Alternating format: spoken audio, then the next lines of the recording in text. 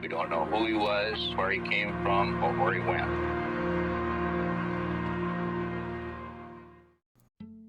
All right, first up we have In Search Of from 1979, hosted by Mr. Spock. This was the first time that the Cooper story was brought to TV in a documentary, and it's got some pretty good interviews in it from some major players in the Cooper case, like Earl Cossey, who packed D.B. Cooper's parachute, and Ralph Himmelsbach, one of the early FBI agents on the case. As for their Cooper, we really don't get to see much except for this shot of him walking through the airport, but I will note that they at least have him carrying 2 items in his hands. Cooper is often portrayed as just carrying a briefcase, but in reality he also had a medium-sized bag with him that was variously described as paper or plastic or even canvas, so good on them for getting that detail right. What was in this bag is one of those mysteries within the mysteries, we just don't know. My best guess is that it was probably items to be used during his jump. Skydiving equipment like goggles, gloves, that sort of thing. I also think he probably had a pistol in there as well, which he would have needed if somebody had called his bluff on the bomb, if his bomb was indeed a fake. Although I'm not a huge fan of the look of this bag, it kind of looks like he's about to go bowling, doesn't it? And here we have some passengers entering the plane on a jetway, which isn't accurate. In reality, there was construction occurring at that terminal at Portland, and so the passengers actually had to walk across the tarmac and board the plane up the same rear stairs that Cooper would make famous a few hours later. I guess I would have to give this Cooper a 3 out of 10. We really don't see much of him, so he's kind of incomplete. But what we do see, it's not bad, and they do get some bonus points for showing him carrying that mystery bag. Most programs just don't do that. 1981 brings us The Pursuit of D.B. Cooper, which is the only movie about the hijacking to actually be released in theaters. But as far as accuracy goes, it's pretty terrible. If this complete disaster of a Cooper movie has some redeeming qualities, it's what you're seeing right here. If you can ignore that this is occurring in daytime and that this is not a Northwest Orient jet, what you're seeing here is pretty remarkable. I don't know of any other film footage in existence that shows someone skydiving off the back stairs of a 727. When skydivers have since jumped from 727s for fun, the stairs are always removed in those cases. And here's our Cooper, the late Treat Williams. You know, if your parents name you Treat, you better be a handsome guy, so I guess that worked out for him. Try to imagine an ugly person named Treat. Just doesn't work, does it? This is a really great shot of Cooper jumping, where we can clearly see the stairs rebounding, no doubt forcing air into the cabin and causing a pressure spike, just like when the real Cooper jumped. I mean, honestly, this is pretty amazing footage, and so it's hard for me to be too critical of this film just based on this shot here. Really, the only thing wrong with Cooper's appearance here is that he has that reserve parachute strapped to the front of him, which Cooper did not have. In reality, Cooper was unable to attach a functioning reserve to the front of his parachute because the harness he was wearing did not have the proper equipment required to do such a thing. He also has goggles and an altimeter here, and while there's no evidence that Cooper had such items, I guess it's plausible that he had these things inside that mystery bag, but we just don't know. In this film, we see Cooper land in a tree, and while there is a decent chance that Cooper did land in a tree, it's hardly a foregone conclusion. The actual area that Cooper came down in was a mixture of open fields and thick stands of trees. The main problem with Cooper in this film is that he's just too young and too good-looking to be Cooper. Cooper was described as homely by the stewardesses, which is kind of a polite way of saying ugly. If you read through the FBI files on the case that have been released recently, you'll see many times where the stewardesses will outright dismiss a suspect after seeing their photo simply because they were too attractive. So I really don't think Cooper was a handsome guy. This movie is basically an adventure comedy sort of thing, so it's not trying to be too authentic, and I don't want to hold it to the same standards that I would hold to some of the later documentaries. But as far as their Cooper goes, he's a 2 out of 10. He's a male and he has darkish hair. 1988's infamous Unsolved Mysteries episode is worthy of its own video from me, so I won't be reviewing it here. Next up is National Geographic's 2009 documentary, The Skyjacker That Got Away. It really should be The Skyjacker Who Got Away, right? One thing that bugs me to absolutely no end in this episode are these mirrored aviator sunglasses. This is just not right, people. I know that's a pedantic gripe, but this is just almighty irritating to me. Anyways, I digress. Other than those stupid sunglasses, the rest of the reenactment is pretty solid. This guy has a good look. He's a bit younger than the previous old man Cooper, but he definitely looks to be in the right range, early 40s or so. He's got a good size as well. He's taller than the average guy, which is what Cooper probably was. Oh hey, he's got sideburns, so that's correct. Unlike the Unsolved Mysteries Cooper, they do show him smoking in this episode, and hey, we got some Raleighs, so nice touch. With all these cigarettes this guy is smoking, it's a damn good thing that the FBI collected those cigarette butts from the ashtray. We could probably get some good DNA from them. I sure hope the FBI took good care of them.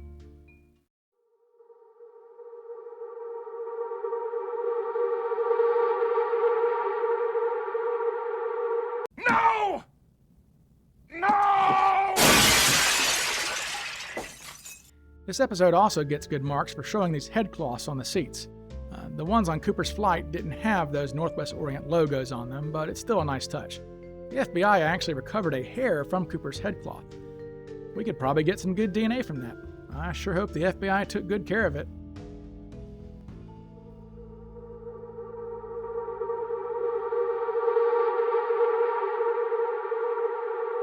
No! No! This is also our first time seeing Cooper drinking his bourbon in 7-Up. Nice Northwest Orient drink stirrer there, I dig it. We're seeing Cooper's money bag portrayed accurately here for the first time as well. It would have looked very similar to this, being delivered in a plain canvas bank bag. One passenger said it looked as if the stewardess was carrying a pillowcase with bricks in it. Speaking of bricks, this money is not accurately portrayed though. Cooper's ransom was made up of bundles of several $2,000 packets all rubber banded together. It would have looked more like this photo of the ransom money from one of the copycat hijackings. And Cooper's ransom also had those bank straps on them too. Looks like they have Tina using the front stairs, so that's good. That parachute is not right. As far as Cooper jumping, he's not wearing a front reserve, so that's good. This all looks nice. I can't see how the money is tied to him though, so I can't comment on that.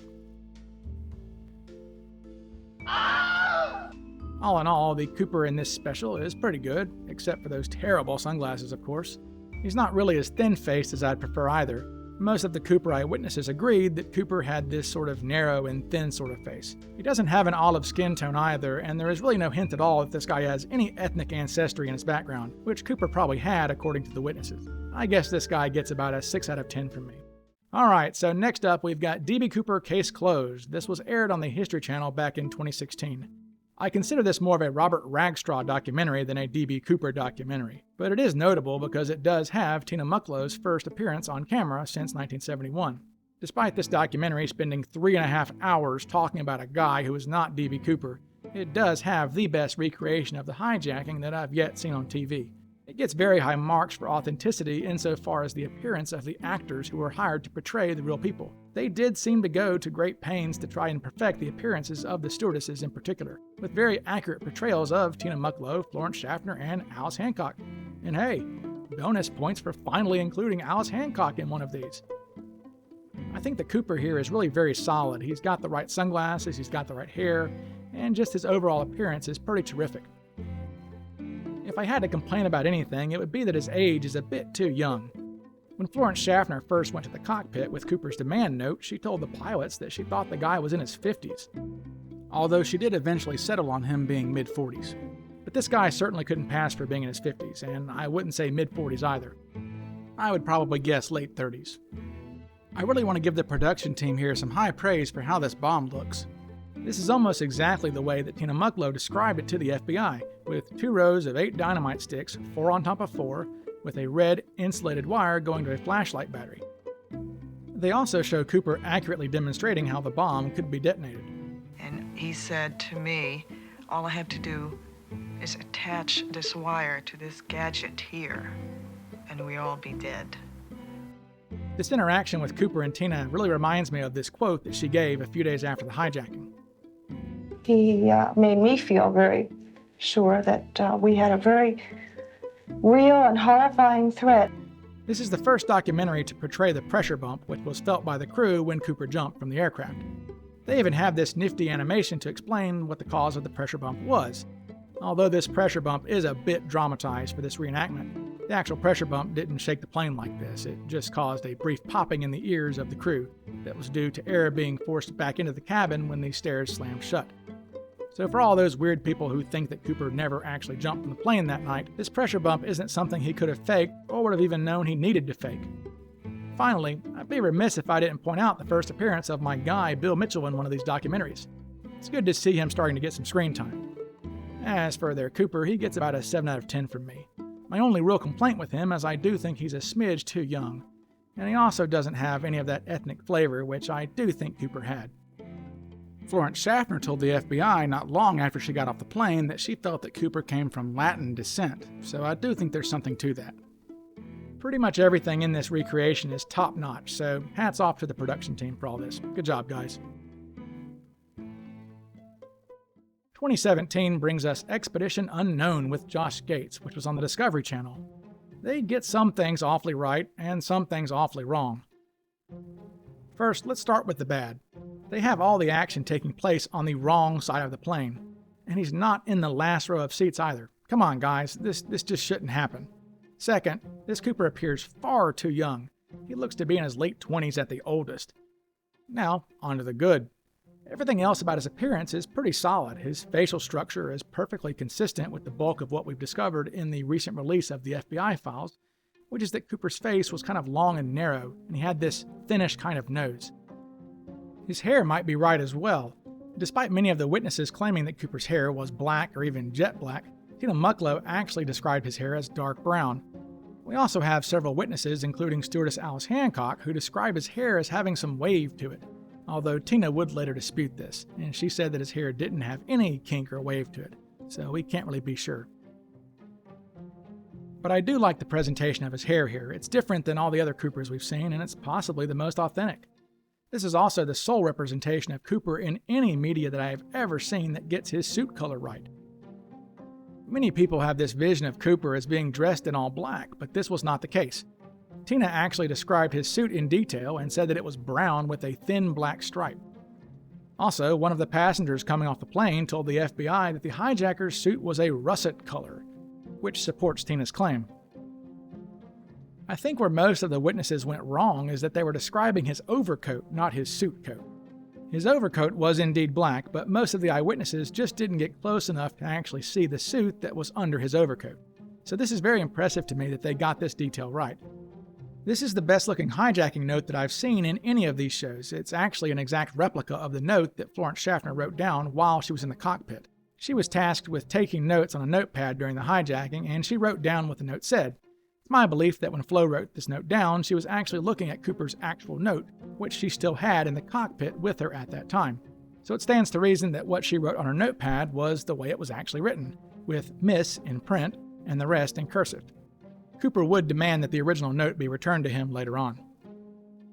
Another detail that I like is his parachute. This is indeed a MB6 type of parachute pack, which is what Cooper jumped with. There's no front parachute either, so that's nice to see for a change. He's not featured too much in this documentary, but I do like what I see with their Cooper. His only real issues are his age, and again, his complexion is much too fair for Cooper. He's also missing Cooper's turkey neck as well. But bonus points to the production team for having him in the correct suit, so 8 out of 10. Okay, next up is 2018's Drunk History, and honestly, it's not so bad. It could definitely be worse. This isn't a great Cooper, but he's certainly not the worst out there. We'll get to that guy later. This guy is a little bit young though. I guess I'd say mid or early 30s. His outfit looks okay, except he's missing his overcoat. People making these shows often overlook that he was wearing a raincoat or a trench coat over his suit. And hey, the stewardesses are wearing red, so that's at least an upgrade over a show like Unsolved Mysteries. When it comes to the jump, they have him going out this side door. I mean, come on people, this isn't that hard. He went out the aft stairs. Although they're not the only ones to make this mistake. They also have this reenactment of the Tina Bar money find. I guess this is supposed to be Brian Ingram and Ralph Himmelsbach. It's pretty funny. As I mentioned earlier, I don't want to be too hard on this show. It's just a sketch comedy show. But it does appear that they did do some research, and it shows up here and there throughout the episode. So I'll say 4 out of 10. Alright, next up is my favorite overall D.B. Cooper documentary, and that is 2020's The Mystery of D.B. Cooper, which aired on HBO. I often have people ask me to give them one documentary to watch about the case, and I always just choose this one. Maybe it's the great production value, or maybe that there's no Robert Ragshaw in it, or maybe it's the great interviews with Bruce Smith. I don't know. I just really like the vibe of it. It's also got these great interviews with Tina Mucklow and Bill Radachek in it, which are just wonderful. And hey, it's also got flight engineer Harold Anderson appearing in a documentary for the very first time. Whatever the reasons, I just really like this documentary a lot, and you should check it out if you haven't seen it. However, I do have a real love-hate relationship with the reenactments in this documentary. First and foremost, they screwed up where everybody was sitting. How do you even do this? They go to all this effort with all this elaborate staging and all these sets and costumes, and they just totally botch this very simple thing. It's just too hard to look at. If I stare too long at it, I'm going to break out in a sweat, so let me just fix this for the rest of the video. One thing I cannot fix is this bomb. Just what is up with this detonator? I mean, I guess it's more dramatic to have him holding a detonator than to have a middle-aged man just sitting there with his hand inside of a briefcase. But it's just terribly inaccurate. Alright, now on to the good stuff. I really do love the looks of Tina and Flo in this documentary. They're the right age, they're wearing the right uniforms, it just looks great, so high marks on casting for that. However, Sweet Alice is yet again missing. She just never gets any respect. I don't get it. We've also got Bill Mitchell showing up again, so kudos to the production team for including him. Okay, on to the very best part about this documentary, and that is that their D.B. Cooper is basically perfect. He has this thin face, olive skin, he's the right age, he even looks like he could have some Latin or Native American ancestry in his background. This guy really represents what we're looking for, in my opinion, for what an ideal Cooper is supposed to look like. He just looks terrific. I did briefly want to highlight this particular moment from the documentary when co-pilot Bill Radachek is describing his conversation with Cooper. This conversation occurred when Cooper called the cockpit because he couldn't get the stairs to lower far enough to get out. It just so perfectly encapsulates the way that Bill tells a story, and it makes me smile. So the first thing we hear is he's got the door open. Now it gets really noisy. And so I can't get the stairs down. Well, I can't get the stairs down. The stairs won't open up. All this noise. Speaking of Bill, I picture him having an entire closet full of these awesome yellow sweaters.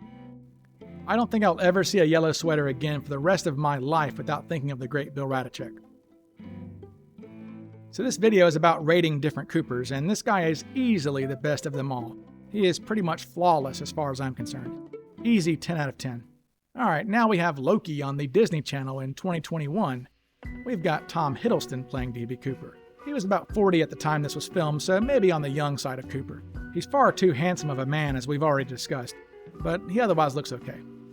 So this is supposed to be Florence Schaffner, and she's got a decent look. She's about the right age. That hat, though. Northwest Orient wore those hats, but they did not wear them inside the plane, apparently, so that's not correct.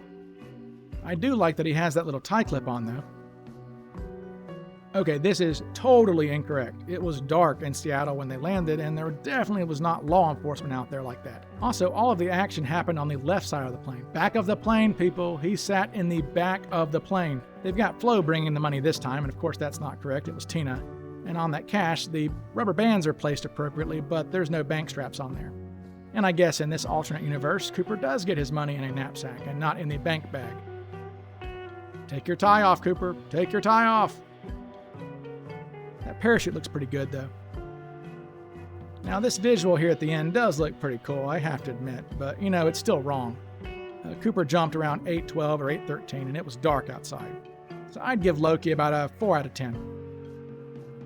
2022 brings us Netflix's D.B. Cooper, Where Are You? And yet again, the three constants of the universe are death, taxes, and Robert Wesley Rackstraw in a D.B. Cooper documentary. Seriously, this guy was even discussed in the freaking In Search of episode back in 1979. Mr. Spock was even talking about this dude.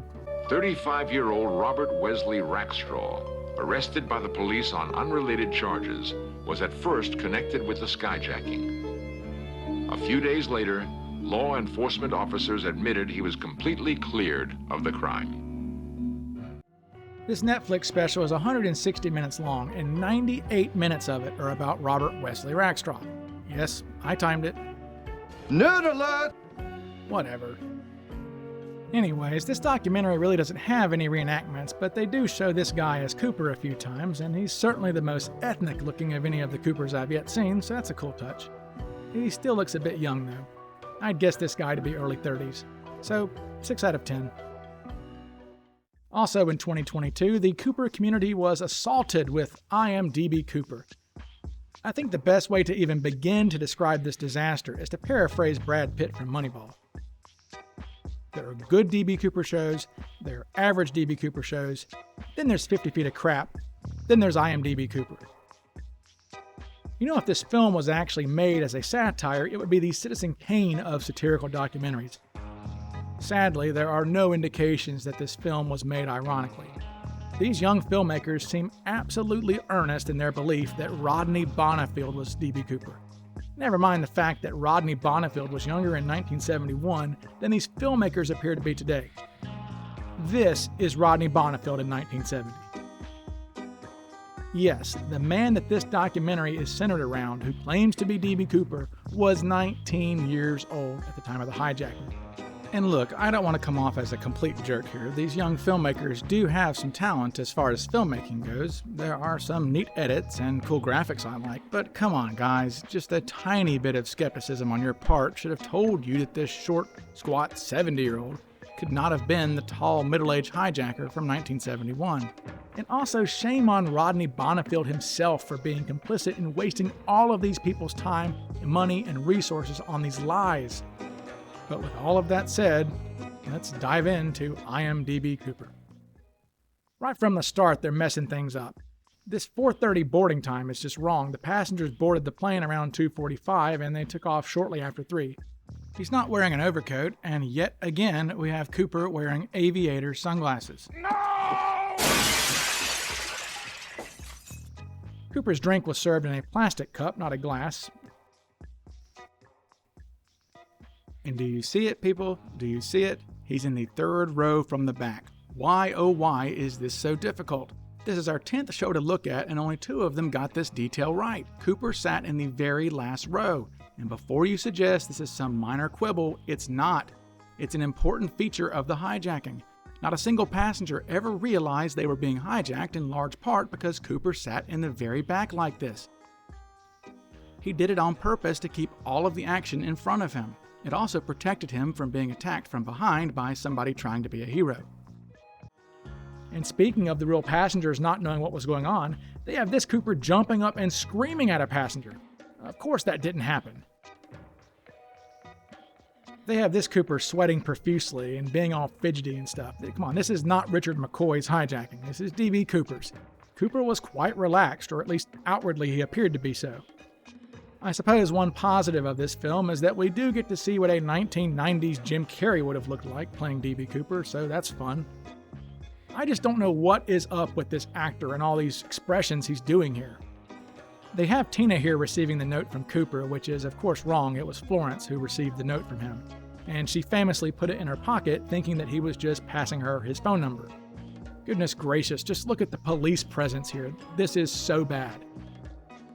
The only member of law enforcement who was within a mile of Cooper's flight was an undercover homicide detective whose car was being used to ferry the ransom money and the parachutes to the plane.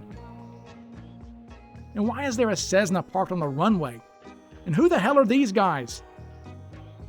And of course, this is terribly wrong. Cooper never interacted personally with the pilots. They never saw him. There's that front reserve again. TV shows just love those front reserves. Although, to be fair, one of the front reserves wasn't in the plane when it landed in Reno. But again, Cooper had no way to use it as a reserve, so what he did with it, nobody knows. But he was literally incapable of clipping it onto his harness like this. I will admit that I like this part of him jumping. This is the only thing we've seen so far that shows Cooper actually free-falling at night. It's a pretty cool visual. Although they immediately go back into gross errors by having him land on Tina Bar. This place is actually about 10 miles away from the area where Cooper jumped. If for some strange reason Cooper buried the money at Tina Bar that night, it would have been well after he had landed somewhere else. Okay, I've had all I can take of this garbage. This film and their Cooper are bottom of the barrel. You do not pass go, you do not collect $200, and may Ralph Himmelsbach have mercy on your soul. Okay, so I guess that just about wraps it up here. There are still plenty of other Coopers out there, and I'm sure we'll see some more as this mystery continues to drag out. But for now, I'll just say thanks for watching, and if you want to read more about the actual case, including all of the first-hand interviews given to the FBI by the stewardesses and the passengers, please visit my website at norjack.org. But that's all I've got, so like and subscribe and all that YouTubey stuff, and I will talk to y'all again soon. Bye.